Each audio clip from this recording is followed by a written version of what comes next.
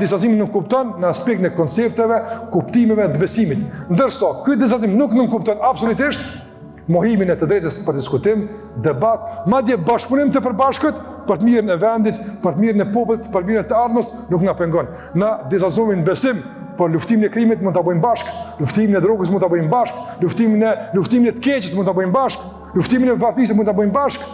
Andaj sura Kafirun nuk mohon bashkëpunimin në fusha të caktuara të jetës, por mohon mundësinë e bashkimit në atë që është e qartë dhe e ndarë që është e tauhidit, besimit në Allah xhallahu ala, Kur'anit dhe sunetit të pejgamberit alayhi salatu wasallam. Dhe praktika e pejgamberit ka dëshmuar këtë çështje dhe praktika e sahabëve, ku e dini kanë sahabët në për shumë vende që kanë qenë me fe tjetër, nuk u kanë rënë kishat, s'u kanë rënë të drejtën për adhurim, përkundazi u kanë lënë në hijen e udhëzimeve të asaj që na ka mësuar Allah dhe pejgamberi sallallahu alajhi wasallam. Andaj çdo tendencë për me e tjetërsu identitetin ton si rrezik për identitetin kombëtar është mashtrim.